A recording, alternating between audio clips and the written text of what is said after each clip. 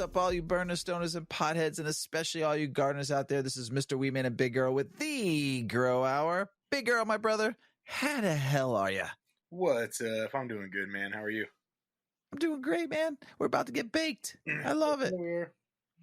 You know what I'm smoking today in honor of you? And you brought this strain over last night. This is one of the strains I still haven't smoked yet, and because I have so much. And this is the strawberry haze. Can you tell me a little bit about this since I'm smoking it for the first time? Yeah, sure. So it technically is Afghui crossed to strawberry haze. That's just a long one to say. It came from a dude named 5150 out in Cali. He has a lot of cool stuff and runs through a lot. He does a lot like me, where he's just like lots of fun flavors, lots of new different stuff. On to the next one, kind of thing. Very strawberry-y though, and I ran it once and then bred with it because it was a not a very good structure, not something I wanted to fill my garden with, but super strawberry terps, and like very fun structure, and the flowers you could tell were a little bit more like land racy, and it was just a fun plant. But what'd you think of it smoking it? It tastes very nice. I can't wait to feel the high. It's really good, smooth on the throat too, which I like. But yeah, I could tell this strain here will not be a sleepy strain for me. So this strain with the haze style on there, you know, kind of that uppity. It's probably like, you know, a good mid hybrid, you know, 60-40, 70-30, I presume, off my thinking. I think Afghui is a landrace even, or pretty close to a landrace. So yeah, you're talking about all uppity. It's probably pretty uppity compared to. This would be great for Thanksgiving, so I don't go to sleep after eating turkey. Yeah, you'll have to strawberry haze and some tryptophan. There it is, everybody. There it is. So, what are you smoking on, my brother? I am trying the UK Narcotics cross. Call it Yayo. Yayo. Yayo. It's UK Narcotics cross to the Florida Peaches. Oh. And it's very on the smell. It's very like lemon alcohol, like back of the nose, throat lemon. Yielded real good, looked real good. And the smoke's pretty straight on with there. It's lemon on the exhale. Not a ton on the inhale, real smooth though. And we'll see how she gets us high. I like it. Definitely gonna take another hit of that strawberry haze. So I want to say something. The last episode we did was about Haze, and I want to say it was a phenomenal episode. Wolfman Jack, thank you so much for coming on the show.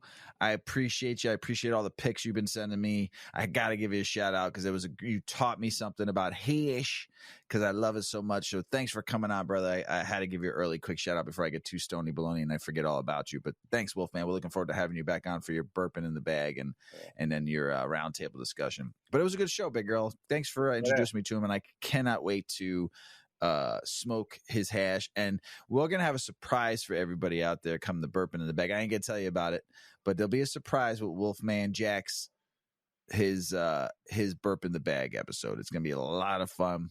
It'll be in the season, Christmassy. It'll be a lot of fun. So stick around for Wolfman's hash segment of his burping in the bag. So anything you took from that one, man? Like we were talking about before we started recording about that show. I mean, I appreciate him coming on, and I'm glad. You know, I've been talking to him for a little bit, and he was on the fence a little bit. And every time I talked to him, it was like his hash knowledge. He would say words even that I was like, I'm not really even sure what that is. And so it was pretty like right away, you know, from the first time I met up with him, and I was like, bro, run my shit, run my hash, you know, run my weed to hash. But it was nice to finally have him on, and it was a really great episode. I liked it a lot, and yeah, it was fun.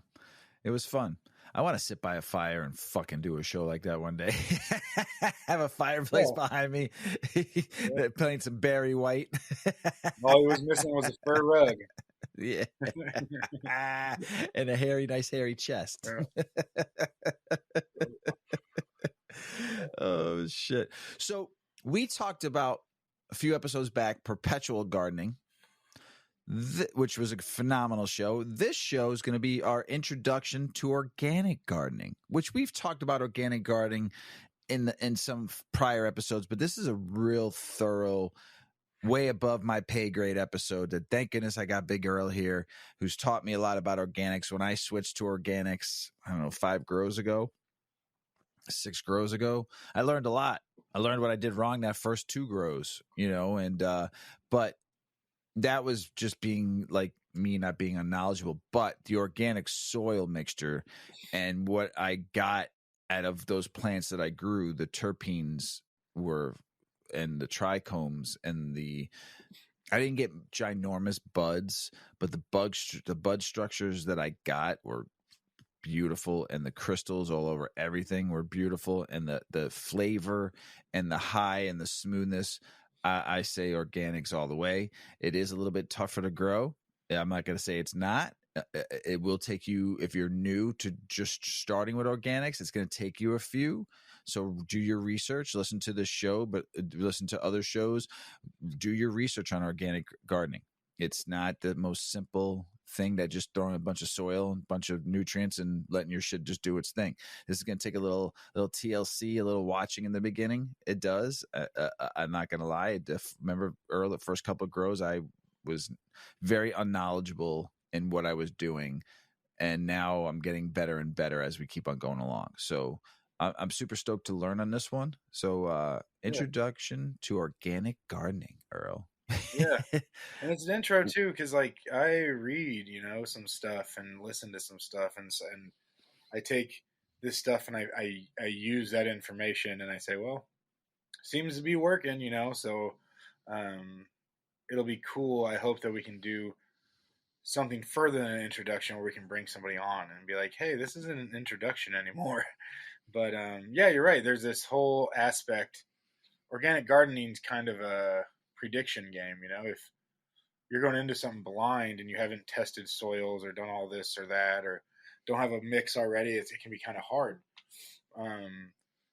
So that's where it's at right there, is saying, hey, my garden setup needs this type of whatever, and it needs this long to break down, and we'll get into all that here in a second. Yeah, and it might not be for everybody to go to organic gardening. Some people don't have the patience or the time, and it does take a little bit more time to learn. And some people just want to use a good soil and use some good nutrients and go. They don't want to. They just want to grab one mix and throw it in, and not have to worry about pot sizes and all that shit. Just, I get it. I mean, it's all going to be up to you. This is just another way of doing things, another way to get something different into your gardening. So, what is organics? So organics is just, it's natural almost. It can come in liquid or powder or lumpy. I know we've talked about that before, but a lot of people, maybe not a lot of people, but I've heard people talk about how liquid can't be organic. It absolutely can. It can be big lumps of shit. It could be powdered already. It could be. It's just natural. It's that natural breakdown. So if you're breaking down leaves and all this stuff outside for compost, that's organic. Unless you're spraying nasty stuff on there. If you're not adding synthetic or salt derived nutrients, you're growing organically. And it has two sides to it, really, because the organic side is more than the food. When we add these lumps or these powders, there needs to be something there to break those down so your plant can absorb them. It's all about what can fit through your root cell wall. That's it. Organics is coming in.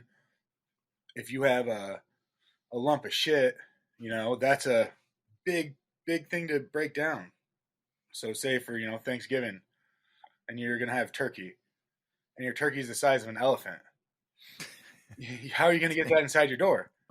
And that's where it is. That turkey is the size of an elephant. Oh, that's the piece of shit outside, or the powder or any of that outside the cell wall, outside the cell of the root. It has to break that down to bring it in. The biology then breaks that down. That's why you have to guess. That's why you have to know what your plant's going to need. Not now, in 3 weeks, in a month, and at the end of the season, at the beginning of the season, because you don't just get it right away. You can put it in there and it might be getting broken down a little bit right away, but you're not going to be able to feed the whole family inside, So I don't know if that answers so much what is organics, but it can be a lot. I think it does. Yeah. Yeah, I mean, it's probably a lot more to it, or a little less to it. But I think that's a fucking mighty fine answer. So why organics? I mean, why should I switch? Why should somebody out there? Why when I made the switch? We had some talks and I did some listening and some learning and some reading. But why should someone switch to organics? Well, first off, it's cheaper. I mean, especially if you start to break it down yourself, some of these products that are organic, especially the liquid organic stuff, can be expensive. But when you get down to the like bare roots, like some of the stuff we're going to talk to today, it's super cheap. When we did the hemp stuff, we were flowering out a quarter acre. That's a lot of fucking hemp. Flowering out. These fucking plants were giant. We bought initially for 2 years. We bought it was just over $800 worth of all this organic food. Bunch of like 50-pound bags of this, 25-pound bag of that, that kind of shit. $800 just over that. For 2 years we ran a quarter acre, and we have half of that, maybe a third of that left. And so it's like compared to the type of plants that I'm doing, that I would be doing in my house, and the number of plants and the weight, and the fact that those gardens were just getting stronger and stronger, like we probably weren't going to have to feed those for a couple years. And maybe I'm off there, but it's just way cheaper when you get it broken down. It's better for you. We all know that. It's natural and normal and better for you in general, more sustainable in general. A lot of this stuff is literally shells, dried blood, seed meals, like just smashed up seeds. I mean, it's charcoal. Your plants are stronger. It's when they have the biology, when you're working with that organic, when you have those added natural things, your plant's just is stronger. And I could tell that on mine when I started adding organics. The more I could break it down and the more I could get into the organic and make it available, the more I saw my plant react to adding organics. And I think it gets kind of it's harder to get good weight on organics, but I've seen people, man, because you brought it up before, I've seen people do living soil beds, add like $50 worth of food every year, maybe every run, and these plants just blast out, like where you're just like, geez, they don't have to worry about a lot of the bugs because they have that biology in the soils, and the plants are so strong. They're literally so strong on the skin of the plant that bugs can't penetrate, or if they do, they're like, fuck that. We're gonna grow these plants over here that aren't so strong. So there's a lot of reasons to go organic. But the biggest one would be it's better for you. You're using this as a medicine. Grow organically. There's organic pest management. There's organic food. There's organic everything that does it not only as well but better than any of this shit that we've made. And there's a lot of shit that we made that's nice. But I'm just saying, when you get into this stuff, it's just better. This whole lie that we'll talk about here soon is where where synthetic is easier and makes it is easier, I guess, but it makes things stronger and all this and that. It's just a lie. It's just been a lie, So, So there's so many positives that you're talking about. Why not organics? Why the fuck not? Well, you have to know about it. Like, it does take more than just like add this milliliter to that water and put it in there and you're good. And I think a lot of people, and we haven't really understood it that well. Weed is so great in so many ways, but one of those ways is it's really advanced. It's a cash crop. It's really advanced a lot of our understandings of how this stuff works. And it goes against the big guys, when you go into Home Depot and Lowe's and they say, oh yeah, this is great, that's great. And you take it home and you're like, man, this works really well because it's synthetic. That weed killer does work really, really well, but it kills and it's nasty. It kills all the weeds and it's nasty and it stays in your soil and it gets into water and so. But anyway, it goes against those big guys, and we know that going against those big guys have not been super, fruitful in the past for most people, so they don't. Yeah, because they try to knock them out of the box. Yeah, You well, know? and the big guys are just, they have the advertisement and they have all their products on shelves and they can kind of create what this narrative is. And the narrative's been that organic isn't sustainable, that organic is more expensive, that organic, you can't control bugs unless you use all this nasty stuff. And it's just a lie, like we had just been talking, so I had to look it up, but I knew of this uh, study that had been done. And when I was told about it, or when I had read about it, it had been written a while ago, and it was like the 30-year anniversary of this study or something. But it's called the Farming System Trial, and it's the longest running side by side organic versus synthetic. It started in 1981. You can read it all on rodeleinstitute.org. But the long story short is that organic wins everything. Like when they break this shit down, organic wins. Like they got better yield. Like this shit, I don't want to like. I'm just gonna jump on there. I don't want to like repeat something that's wrong, but they had like the active soils, which was better for like disease defense. They had less erosion with the organic. It was flood resistant. It took in more carbon, so there was more biology down there. And they've been able to do like 40 years of that now. But there were so many reasons, and it was basically just came back and said, "Listen, you said, you being this synthetic industry, that this was better and all this. You claimed all this shit, and it's not right. Like it's not real. It's just a narrative that we think. But I'm telling you, dude, if you can lock in organics, we're gonna talk about a recipe, if you want to call it that. So what I use, and I've used this, and I give it to my friends for house plants. I use it on my weed. I'll throw this recipe or a version of this recipe into my gardens. It's the same recipe we used on that hemp farm where we're getting 20-foot tall plants that we had to take off the top of our hoop house and everything, and we couldn't even control it. Yeah, what's a hoop house? What was that? What's a hoop house? It's like the greenhouse that just has the plastic over it. Gotcha. Like a real greenhouse would be hard or like a really nice plastic. It would have like fans and it'd be real big. With the hoop house, you can take the plastic off. But they're still like, I think ours was like 15 feet tall. They're not Those little. plants were monsters when you sent me that picture, dude, and they were just crazy. We added they were monsters. Well water is what we added that year only, and so that's why I say 2 years. We ran it 3 years, but we only fed 2 because the second year things got nuts, and then the third year it was pretty much almost straight volunteers because we had crossed a bunch of seeds the first year.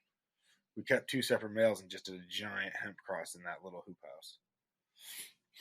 Got some cool seeds though. You had some cool looking fucking plants too. Yeah, they're good. They were beautiful. Yeah, fuck, they're good. Yeah, beautiful. Long story short, organic wins everything. Like, there's all you gotta do is know how to put it together. Well, you were telling me when we were doing the show, when we were talking about on the podcast practice yesterday, like who's to know in organics, and like you read a lot, you listen to a lot of podcasts, you read a lot of books on soil. And since we've talked, but who's to know in organics? Like who are the like people should go read or look up, follow, stuff like that. So most of any of this comes from not a ton of different people. There's an original. The first guy that I really started liking and it really got me into this was Jeff Lowenfels. And he does all those teaming books, teaming with nutrients, teaming with bacteria, teaming with fungus, and teaming with microbes, I think was the one that just came out. He for me really, and I know, I almost don't want to say her name because I'm going to butcher it and it's so terrible. Elaine Ingham. He oftentimes, says, "Oh, this is her study. This was back to her stuff," and I should have more on her, but I wasn't reading her. I was reading him. He makes everything very accessible. He makes stuff make sense. You're not reading like you read words you don't know the whole time, but it makes sense. Like You say, "Oh yeah, okay. Oh yeah, okay, okay. I see how this is working. I see these relationships." And it's just a really good series to know, especially the nutrient. I mean, the bacteria and the fungus and the microbes are great, but the nutrient one is the one that I really bond with or really like the most. Um, but yeah, he is the man. He does books, he does podcasts, he does all kinds of different ways of getting a hold of him. He's a writer for I don't remember the city, but he's one of the oldest or the oldest still running garden columnist in the country. He's been doing it for a long time. And a really cool thing to me too is he's in Alaska, so his laws really limit him, is what it seems like, and the nature there really limits him. And he's still finding all these great correlations and doing all this great science. Um, but for me, he's the one that first put it in, like, hey, this is how these relationships work, and this is what it's not just throwing, organic food in here. There's this whole other part of this that you have to have right in order for that organic food to be accessible. Like that organic food is like food locked in a truck, and you have to have all that other biology to unlock that truck and to take that food out and to take it into your house. Like, and he really does a good job of breaking that down with 4 different books. Um, and then, so the Rev, I don't know as much about. I had to look up online. I just really liked his True Living Organics book. But when I looked him up online, he is the cultivation editor of Skunk Magazine. Hmm. He had his work featured in every issue, is what it said, and he did a lot of He'd been doing a lot of work on organic weed for a long time. So his True Living Organics book was really good. I read through that every now and again. And by read through, I mean like skim through and look at what I noted and look at, because I forget shit. I don't read shit very good the first time anyway, to be honest. It's the second and third reads for me if I can get to it like that. But I like that book a lot.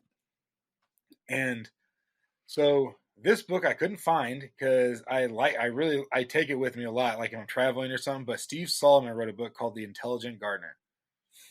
He wrote a lot of short articles and different books. I really like The Intelligent Gardener. I have a couple of his other books. I didn't write them down. I should have. But that from him is where I got a lot of my soil recipe. He has a lot of different stuff out there. And so Steve and Solomon is Solomon. The Intelligent Gardener, great book. And the Rev, True Living Organics, that was a great book too. I think I mentioned the name of the book, and then the last one that I really liked that I wanted to mention in here was David Montgomery, Growing Revolution. That book to me, it's subtitled "Bringing Our Soil Back to Life." I don't think it's one that don't start with that one if you're trying to get on weed, but it was one that I just really liked, and we have like a little farm, and it gave me some ideas, and it's an eye opening and fun read. And I said last on the last one, but one shout out to The Lean Farm by Ben Hartman is also kind of like that. It's a way to maximize yields and profits while minimizing time, and it's a pretty cool because that's kind of what weed's gone to. So the Lean Farm by Ben Hartman. Um, those would be the guys. Many minutes later, I like all those guys a lot, and there's many more books and authors out there, but those are the ones that I really vibed with. I'm sure you'll get some people telling you on Discord what other books are out there. We can I always love share that. them on a later show. So now, the secret. Yeah, Big Earl, his got it. secret mixture. I'm not gonna lie. How you got a light real quick? You got a smoke break real quick? Little high to talk about this one. Uh-huh. While you were talking about those books, I ripped another one. That's pretty good. That's some good weed there, Big Earl. Yeah, Strawberry haze got me fucking stony baloney. yeah. I like, man. It's hard to grow a lot of it because it's hard to fill a room or even a table with the real different stuff where you don't have those flowers and the structures everything people look for today. But man, I always am so happy when I have a plant or two like that where it can just be like, because those buds are a little bit longer and airier, but man, it's so good. The smell was fantastic when I was having the jar. The taste is good. The high is fucking. Phew, I'm stoned. Yeah. That's on my next hunt. Is that cross to that sour strawberry from Bog Bushy Old Grower? Should be real nice. There it is. So how do you do it? How do you make this mixture of beautifulness to get good organic soil, like to everything you've read and learned, and now we're throwing it in a bucket for you per se. Yeah. Well, No that is pun what intended. I make. So at first I was like, okay, a lot of this stuff is for like gardens and farms and like big ass things, and I'm trying to put this into a 3-gallon pot, you know. So I went through and, like I said, Steve Sullivan is where I got a majority of my numbers, but they have it in, everybody that does recipes has it in parts. 1 part this, 2 parts that, whatever. So I broke it down into what would fit into a 5-gallon bucket. And I like the 5-gallon bucket because you can get the 5-gallon bucket, the lid, give it a little shake. It gives you a couple inches on top. Give it a little shake up, mix things up really, really well, stored in very easy in places, and it just works really well for me. So in the bucket, the first thing I like to do is add a medium. That's just something on the bottom that some of this stuff can kind of bind to. It can kind of air this out. I use something called Happy Frog just because it doesn't have a lot of food, but it does have a little bit of the bacteria and stuff, which I don't really care about in this situation right now. But I throw that in there first. And I throw that 2,000 milliliters of that. I measured this. I know milliliters is liquid, but I have the measuring cups that is all milliliters. And that's what I do a lot of my dirt work with. And so I was measuring this in my measuring cups. I should have probably gone off and weighed it, but I didn't. So it's in milliliters. So get a 2,000 milliliter measuring cup maybe, but or a 1,000, and you might do some of this a lot. 2,000 milliliters of a medium, peat moss. You got Promix, that's perfect. Something like that. 7,000 milliliters of seed meal. That's going to be just a nice base of a little bit of everything, but that's going to be your largest contribution here in food. Agricultural lime, 500 mils. That's what you see people pushing on the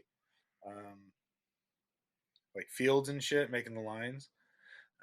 But the lime is, I have 2 limes in this, and that scares some people. But how I read it was they're there to control pH. They're not really available, or one of them at least isn't. So there's the ag lime, 500 mils, and then the dolomite lime at 1,000 mils. Dolomite. That was a good movie. That's a good movie with Eddie Murphy, by the way. Dolomite. I don't know if I saw Dolomite. Well, it was about the 70s actor. Dolomite was his name. So he had a saying to, oh my God, I can't remember, but the movie with Eddie Murphy, if you haven't seen it, playing Dolomite, who was an actor in the 70s, pretty fucking funny. It just, it's good to see Eddie Murphy in a different movie than some Disney movie all the time now. Every once in a while he goes back to his roots and plays something good. So, yeah, Eddie's the fucking man. But it's nice to see Eddie in anything. But yeah, you're right. Okay, so ag lime 500 mils, dolomite lime 1,000 mils. I like to come in with some kelp, 2,000 milliliters. Again, this is like measuring cup. Like I got a big, like 2,000 milliliter measuring cup is literally what I do this with. So, and it counts from 100 all the way up to 2,000. Makes things real easy. Bone meal, 2,000 milliliters. Anything bone, anything oyster can replace that. That's all about the calcium right there. So bone meal, oyster shell. The more any of this is powdered, the better. The smaller it can be, the better. 500 mils of gypsum. I add gypsum afterwards too, that we'll talk about. But just 500 mils of gypsum. And makes tomatoes grow really big too, gypsum, just so you know, if you add it to your soil and you get your tomatoes. Makes them giant beefsteaks. So this is an intro, I'm not an expert on it, but I've heard it does a lot of cool stuff. Like it's basically charcoal, right? Gypsum is, or a type of charcoal. It cleans the soil. It gives microbes a place to live. And it does a lot of cool stuff. And hopefully I'm not butchering. I should have done research before I said something like that. But No, gypsum's. I'm telling you right now, it grows tomatoes. I use it. I've been using gypsum in my grow for a while now, and then also for gardening too. So it's good. It's really good, and it's like I said, it's like you said, it's basically a charcoal, but it's good stuff. Really well. And then the last thing is 2,000 milliliters of phosphorus guano. Guano can do a lot of different stuff, but a guano heavy on the phosphorus. Bat poop. That's the middle. Bat poop. Exactly. And that's the middle number. So like a 015 0, or I can't remember. There's a few different ones, but that will be the guano you want. So you want something in there like a medium seed meal, ag lime, kelp, bone meal, gypsum, dolomite lime, and phosphorus guano. That's what goes into my initial organic mix. Then that's mixed. That's in a 5-gallon bucket, right?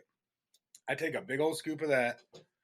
I throw it into an actual like tub, those black tubs you see in Lowe's. I throw a bunch of that in the tub. I throw some different bacteria and fungus products in there.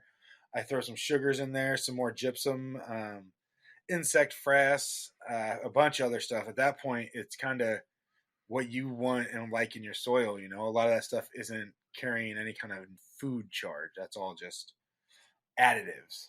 You could throw a humic in there. You could throw all kinds of stuff. And sugars, if I didn't say that already. Like a sugar water, I like to give it a mist or just pour it in there and mix it up real good. But then you're pretty much good to go. You give that like 6 weeks at least.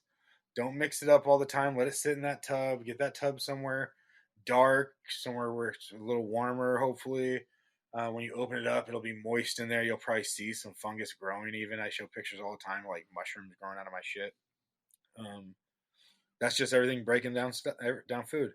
If you keep it in there longer than 6 weeks, add a sugar to it. Mix it up a little bit. You don't have to really turn it hard, but you got to add a sugar to it for things to have something to eat. But you're basically making your own water-only soil there. So you use that, and depending on how you grow, I mean, if you're growing in a 10-gallon fucking pot and only putting a few hundred watts over your plant, you probably grow all the way through that. Some nice, big-ass, healthy plants. If you're growing a little bit more aggressively with a smaller pot, you might have to add a PK boost or something when you flower, something.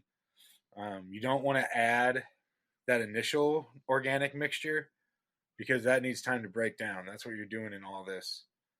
So if you're adding something down the way, make sure it's something that's available. If you're going organic, make sure it's something that's broken down or something that you're breaking down like a tea. But yeah, that's pretty much it, man. That's all. That's the whole initial charge there. Throw it into your shit and give it some time to break down, and you just made yourself an all organic, homemade in a tub down the stairs. Add it to your pots whenever you want to soil, and you can throw things in there like if you're at the beginning of veg, you can throw in some worm castings. If you don't want to throw that in much later. But yeah, you're at the beginning of veg, you can throw in some worm castings. You can do a little bit of this and a little bit of that. Just know what it is. Worm castings is mostly nitrogen. You want things to grow a little faster, worm castings is a nice all-organic additive. Throw it in there. If you want to add some different humic acids, you want to add some different, I like throwing sulfur and diatomaceous earth in there. Yeah. Not DE, a lot of sulfur baby. because it'll kill different things, but the DE for sure, yeah, because that'll break down into silica.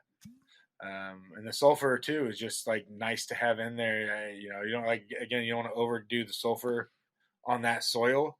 But I like doing a sulfur top for sure for flavor. Not that we're talking. Let me ask you a question because I want to go back to the medium. Yeah. So could it be just like a soil, like a regular organic soil to use too, or does it have to be peat moss? It could if it was real dry. That's the biggest thing there. You don't could it be cocoa perlite? Yeah, for sure. Okay. That's what I used. And I just didn't, you don't want if you can, or I used Happy Frog. Because it had it was a little fluffier than my cocoa perlite. you just don't want it to be real wet. You don't want it to be like clumpy in there. You don't want it, it's real dry in there, and you don't want it to like harbor a bunch of bacteria and stuff like that. Really, Gotcha. it Okay. will, and that soil will have that in there. You don't have to like sterilize it. You just don't want to be throwing in like wet medium. Gotcha. And if you throw something in there that has like salt in it, like a potting soil or something, it's not going to like destroy anything. You just might. It's just a little counteractive to what you're doing, But it wouldn't destroy anything really. It's just. But yeah, Pro Mix, a cocoa perlite, perfect, or just a cocoa even, perfect. Cocoa. And you're gonna have to water a little bit more than you do with the soil. You got to water like every day or close to it, right? So it depends on the medium you use then. So this food you would throw if you so I throw mine into a cocoa perlite mix. So we have. I'm sorry, I thought you were talking about the medium in the actual mixture in the 5-gallon bucket. So the I medium. was. I was like, So, what medium do you use to mix? So yeah. I'm just saying. So because you said because I before I do this, I just want to make sure I'm using the right medium to mix all this with.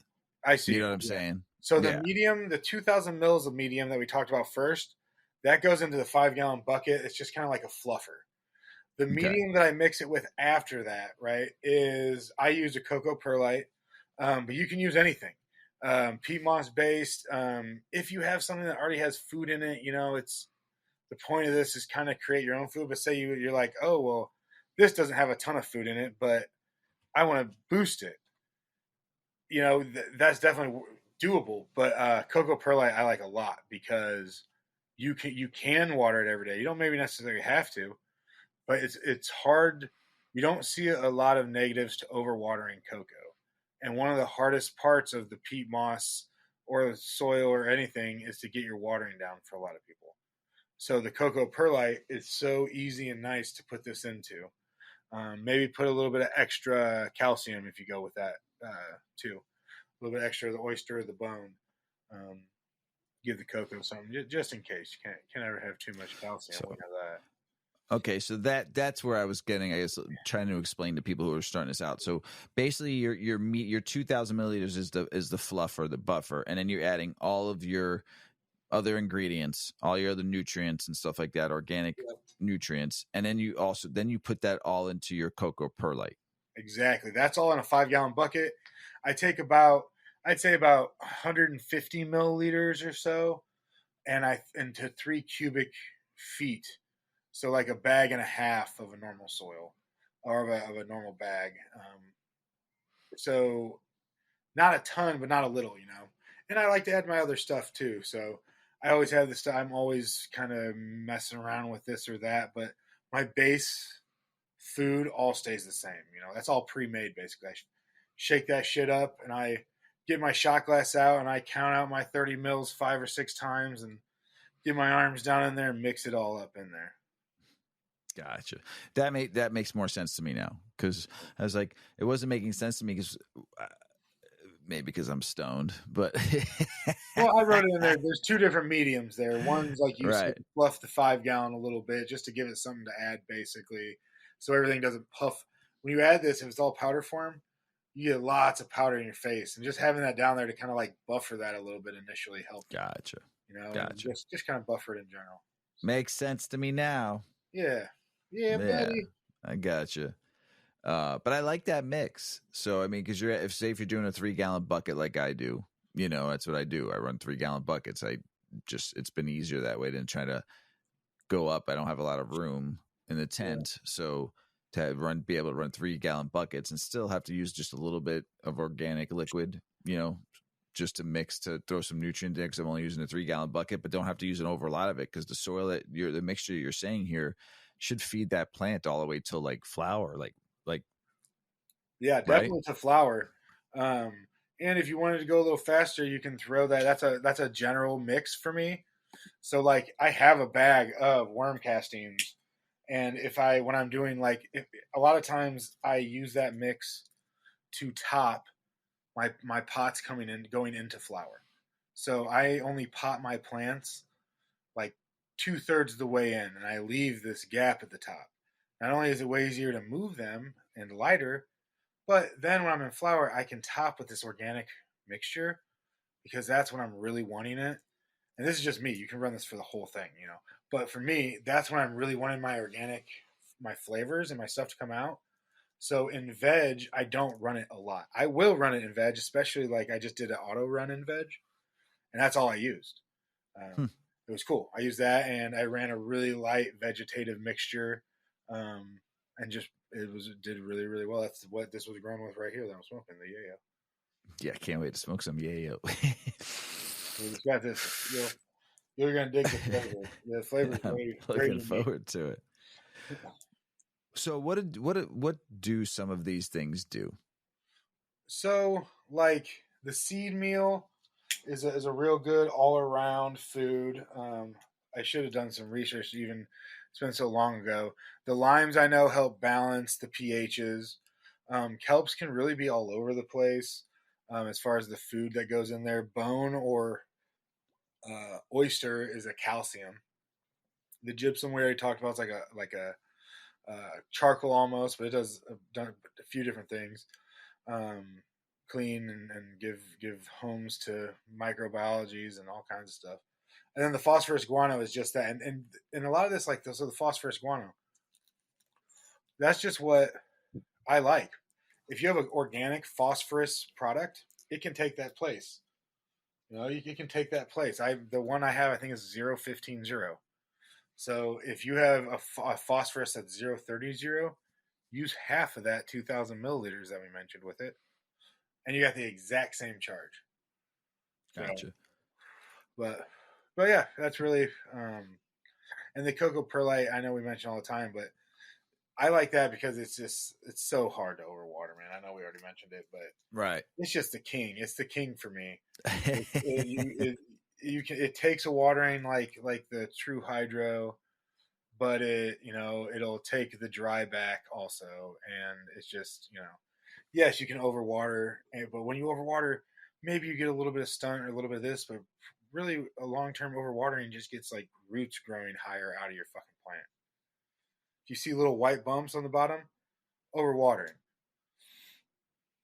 That's A good little to black know. scale, maybe. I'm pretty sure That's good to know. So yeah. why the wait time? Why do we need that wait time that you suggested? That 6 weeks, right? You said. Yeah, the 6 weeks. So that is.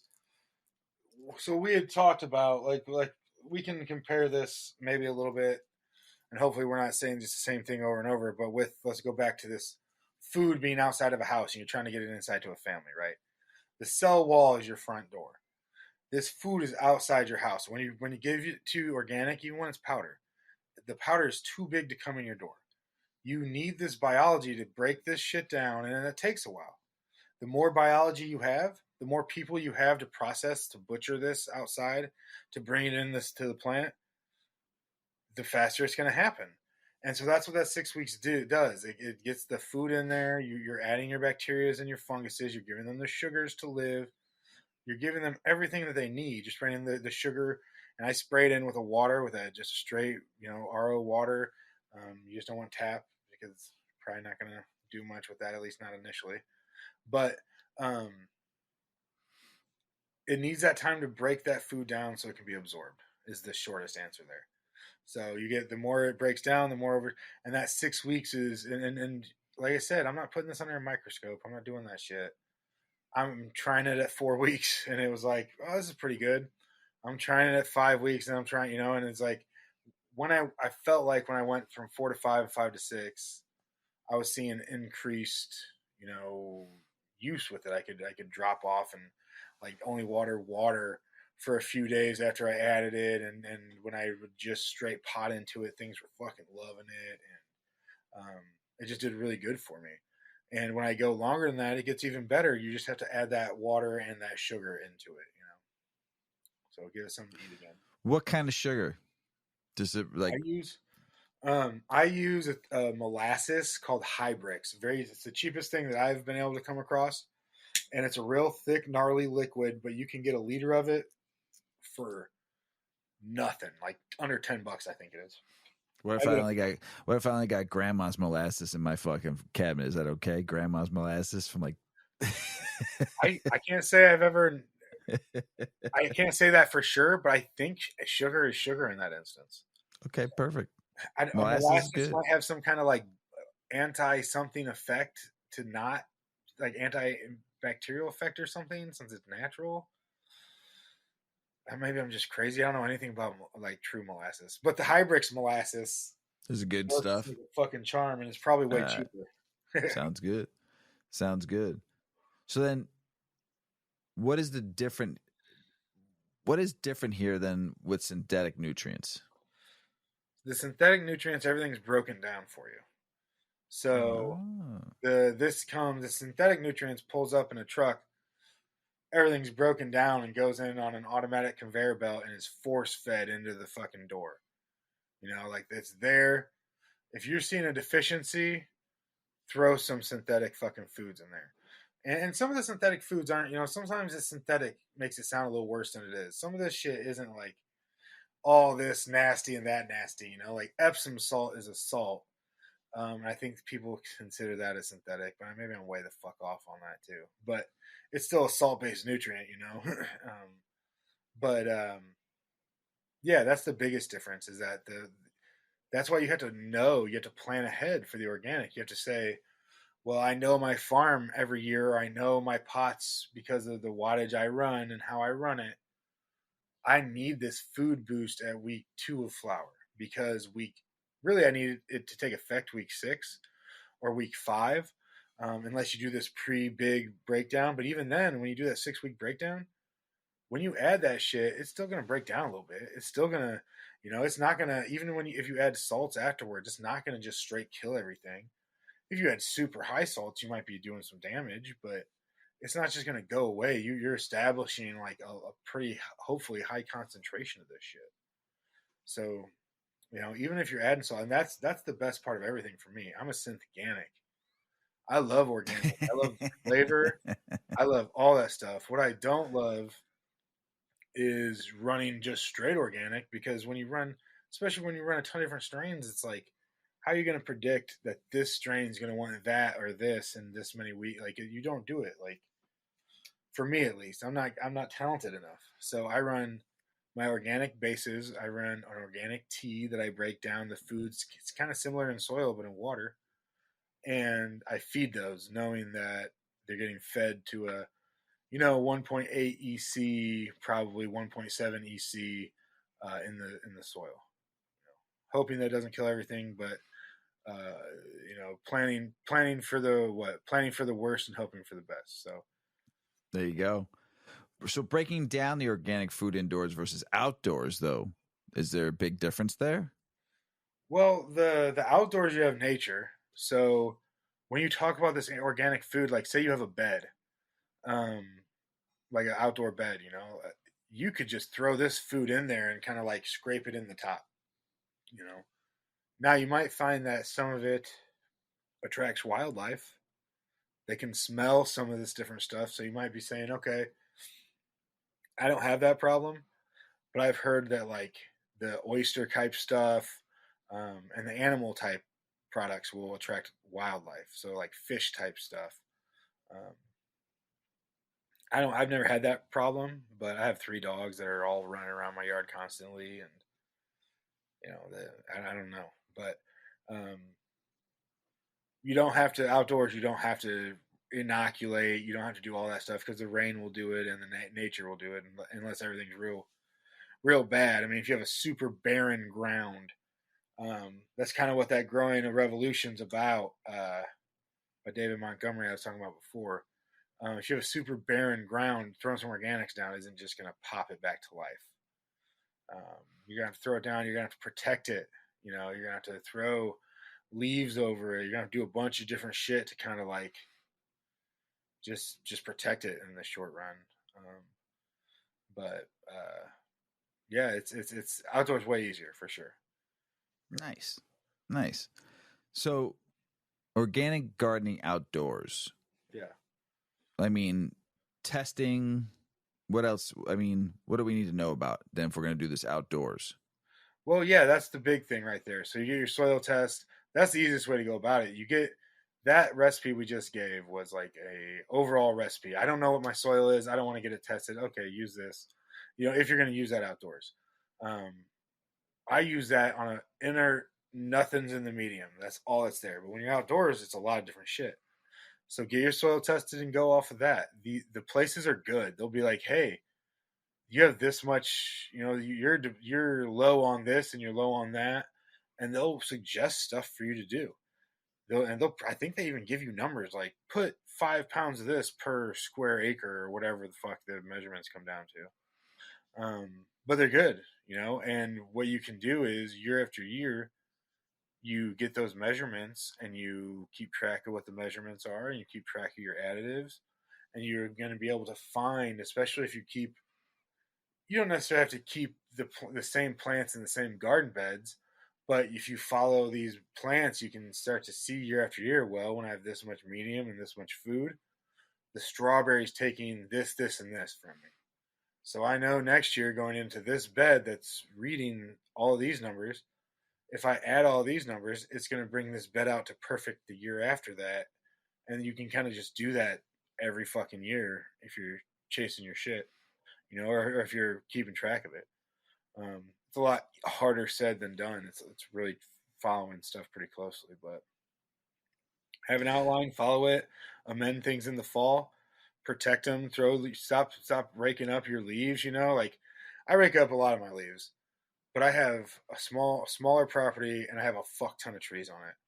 I always leave a layer of at least leaves. Maybe I'll mulch them a little bit, and then I throw at least like 6 inches of leaves on all my garden beds every single year. It just protects all your life down there. And if you're giving it the good stuff, you can, and your things are happy and loving life, you can assume the good stuff down there, and you're just protecting the good stuff to come back better next year. That's keep your leaves. Keep some of them. I tell that to Mrs. Weedman every year, and she goes, I don't like looking at the leaves out in the backyard, and it snows and the leaves get all in there, and I want it to be pretty. Well, I always tell her, if you keep the leaves back there, a nice little layer, you can go anytime throughout the year, like in the cold, and you lift a couple leaves up, and that grass is still nice and fresh. Sure, yeah. Sure. Keeps your grass like moist and fresh and clean. Yeah, I mean, it keeps it protected through the winter, and then all of a sudden you blow those leaves off like first couple warm days of spring, and that grass looks fucking amazing.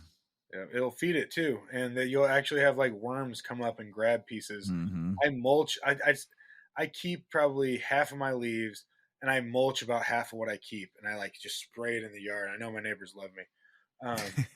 Just spray it all over my yard because I want it. It's just I'm trying to feed my yard. I don't want to have to throw it actual food, and it works really well. And you know what else that does is because you don't have to just protect from the cold, you have to protect from how fucking dry it gets. Mm-hmm. Right now, if anybody who's growing indoors right now, look at the humidity that you're getting. If you're somewhere that's getting cold, it's dropping. I had to add 2 humidifiers already. So glad I bought that new humidifier. Oh, it's working so nice.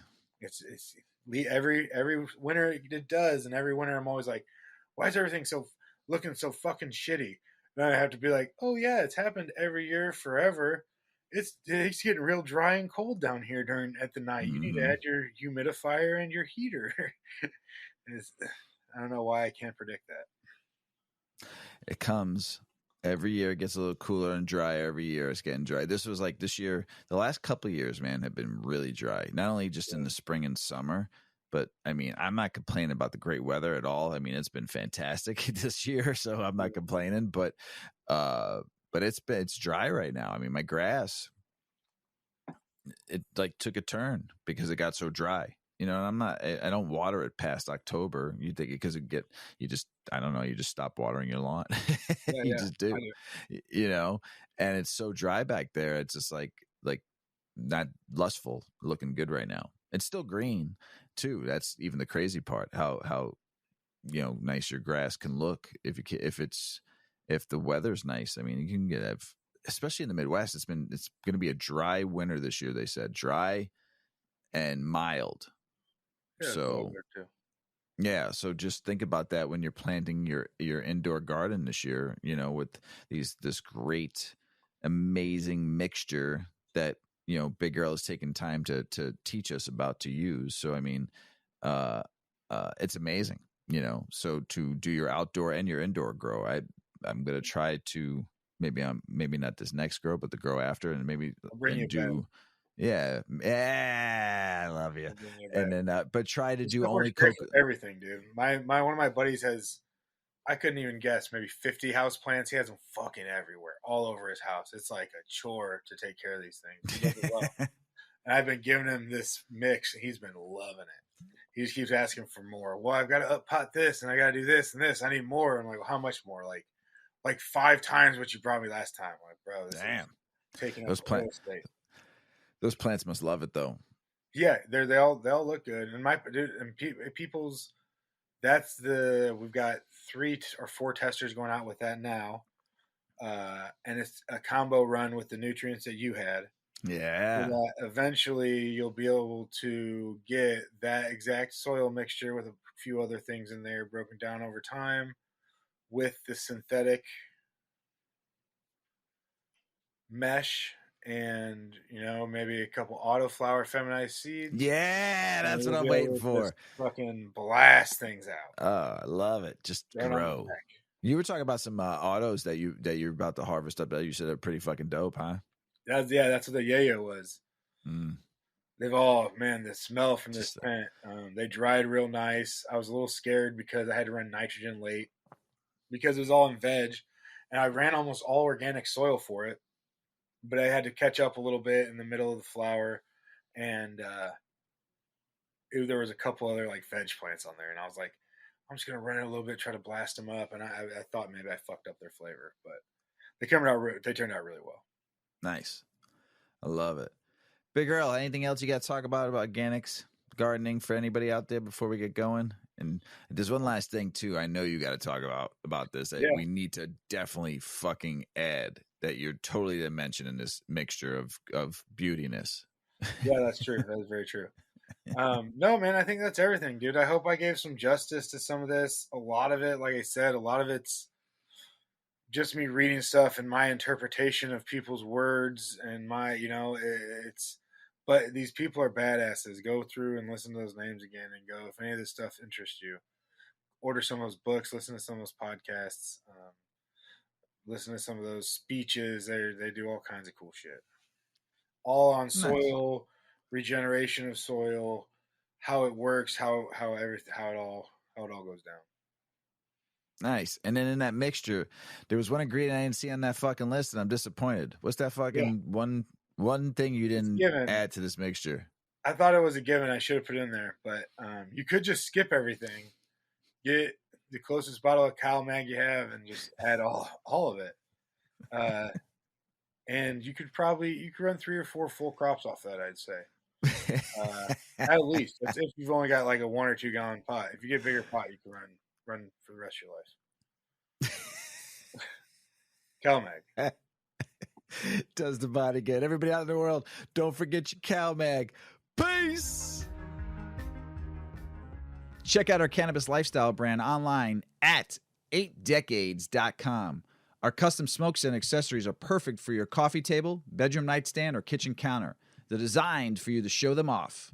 The Canna community is also loving our hemp and cotton blend t-shirts, sweatshirts, scarves, and hats, finished off with our 8 Decades logo. We've got some awesome long-lasting goods that will be your favorite for years to come.